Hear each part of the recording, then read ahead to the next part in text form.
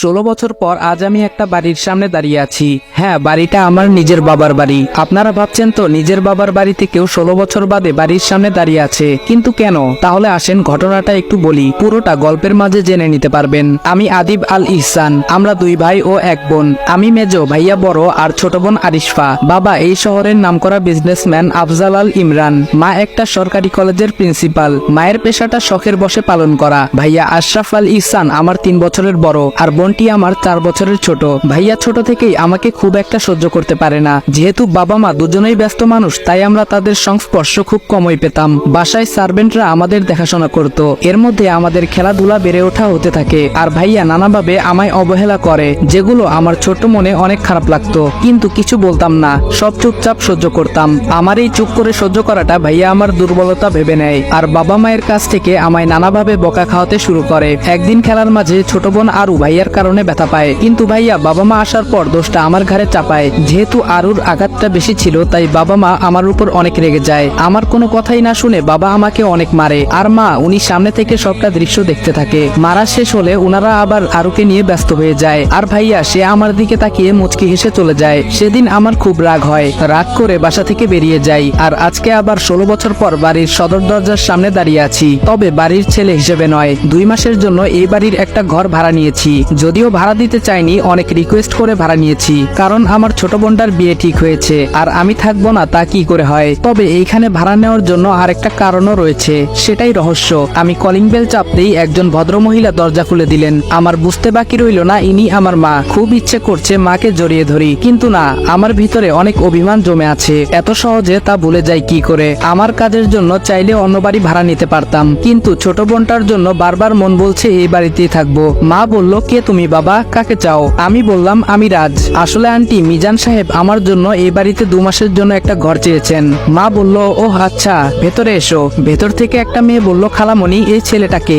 মা বলল, কে এই ছেলেটা? ও আমাদের বাড়িতে 2 মাসের জন্য থাকবে। বুঝতে পারলাম উনি আমার খালাতো বোন, ঈশিতা জামান ঈশি। ভ্রু কুচকে আমার দিকে তাকিয়ে কোথায় যেন চলে গেল। উনার পরিচয়টা একটু দিয়ে নেই। উনি আমার খালামণির মেয়ে ঈশিতা জামান। আমি যখন এই বাড়িতে ছিলাম তখন খালামণিরা আমেরিকায় ছিলেন, কখন দেশে এসেছেন কে জানে। যাই হোক, বাদ দিন, আমরা সামনে এগোই। মা বলল, আরু, এই আরু বলল, বলো আম্মু। আম্মু বলল, এই যে ওর নাম রাজ, 2 মাস আমাদের বাড়িতে থাকবে, ওকে ওর ঘরটা দেখিয়ে দিয়ে আয়। আরুও আমার দিকে ভ্রু কুচকে তাকিয়ে আছে। বুঝলাম না আমি কি এলিয়েন নাকি। আরু বলল, চলুন ভাইয়া, 2 তলার বিশাল রুমে আমার থাকার ব্যবস্থা করা হয়েছে। আরু বলল, এটাই আপনার রুম, থাকুন, আমি গেলাম। আমি বললাম, আচ্ছা। রুমটা ঘুরে দেখতে লাগলাম। রুমটা আমার না। অনেক ইচ্ছা হচ্ছিল নিজের রুমটায় যাওয়ার, কিন্তু সেটা তো সম্ভব না। বসে বসে এসব ভাবছি, তখনই মা আসলেন আমার রুমে। মা বলল, বাবা আসবো? আমি বললাম, আসুন, জিজ্ঞেস করার কি আছে? মা বলল, তুমি তো এখানে একাই থাকবে তাই না? আমি বললাম, জি। মা বলল, ঠিক আছে বাবা, তাহলে তুমি আর ভাড়াটিয়া হয়ে থাকার দরকার নেই,